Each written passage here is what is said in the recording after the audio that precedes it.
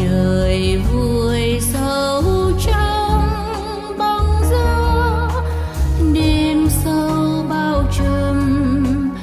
Hãy về với cha hiền, rộng vòng tay yêu thương, nguồn hạnh phúc mai sau.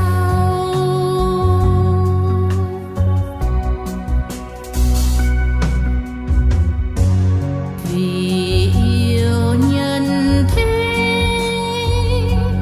đêm đông xưa Ngài đã sinh ra nơi đồng hoang gió lạnh. Trời sao chiếu soi, thiên cung reo mừng, thiên sai xuống trần.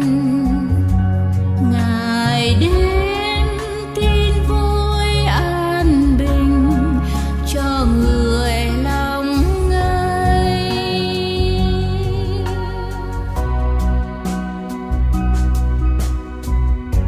Chiều đông lạnh vắng, nghe tiếng chuông vang thâu trong hồn ta. Đèn đêm hoa đăng lung linh muôn màu, lòng ta hãy mở lối.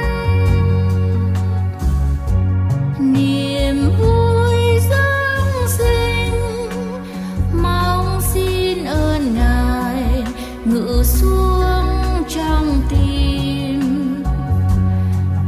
Ban ơn an bình xóa tan hồn lạnh, cuộc đời thôi giá băng.